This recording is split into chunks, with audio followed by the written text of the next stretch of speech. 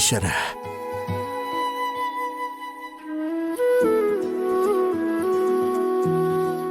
Correct തന്നെ. ഇനി ഗ്യാരണ്ടേഴ്സ് ആയിട്ട് 3 പെണ്ണുങ്ങൾ. ഒന്ന് നിത്യ, ഒന്ന് സുജാത, ഒന്ന് സാവിത്രി. ഈ സാവിത്രി ഭാർഗവൻ സാറിന്റെ അടുത്തുള്ളതാ. ഓ ആണോ? അത് നമുക്ക് അവിടെ ചെല്ലുമ്പോ ഇടിക്കാം. ഓ ആയിക്കോട്ടെ. നിത്യ ഒന്ന് സൈൻ ചെയ്യാം. മോളെ.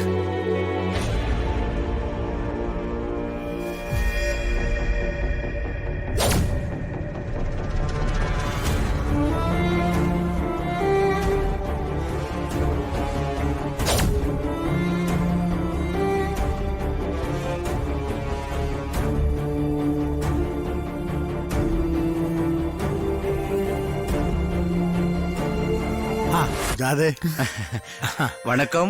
നമസ്തേ. ഞാൻ വൈകിയോ ഹരി? ഏയ് ഇല്ല ആന്റി, സ്വാമി ഇപ്പൊ വന്നതേ ഉള്ളൂ. ഓ അമ്മേ ഒപ്പിട്.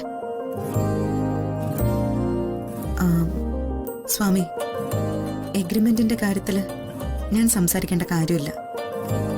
പക്ഷേ ഹരി മോന്റെ ജീവിതത്തിൽ ഇത്രയും വലിയൊരു കാര്യം ആദ്യമായിട്ടാണ് ചെയ്യുന്നത്.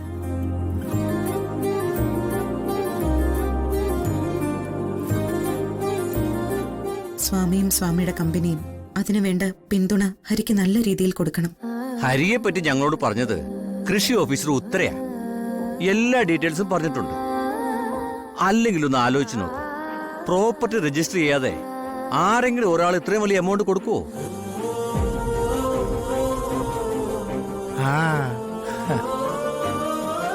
ഞാൻ പറഞ്ഞേ ഉള്ളൂ.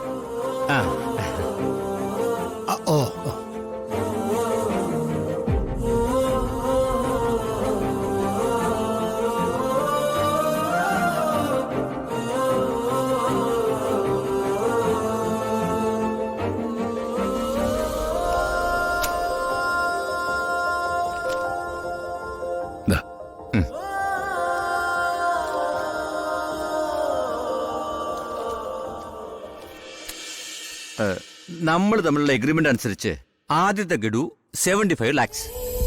അതിന്റെ ചെക്കായത്.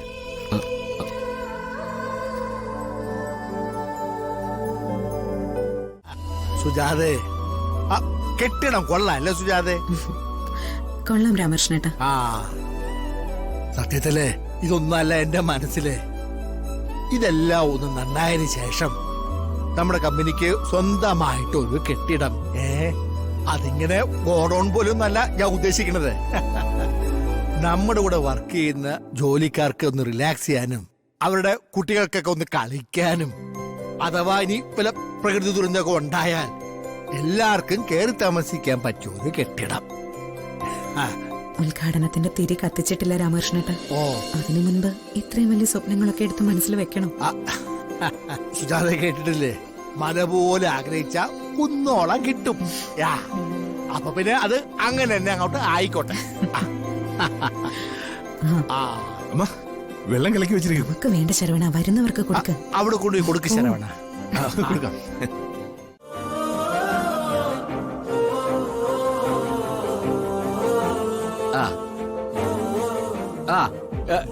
എല്ലാരും മനസ്സിൽ നന്നായിട്ട് പ്രാർത്ഥിക്കണം.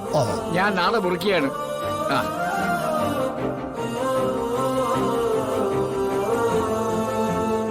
ഈശ്വര.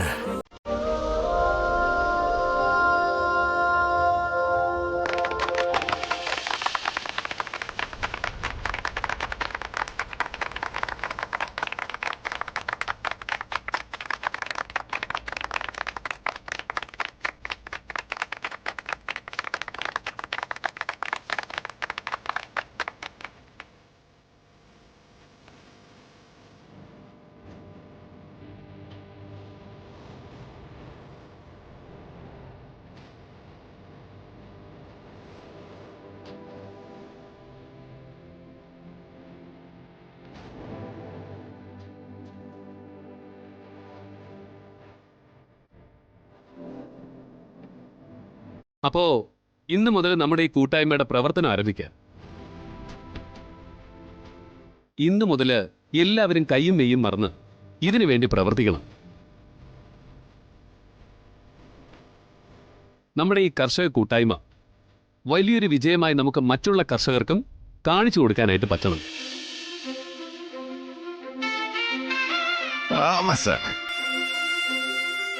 അപ്പൊ തുടങ്ങല്ലേ?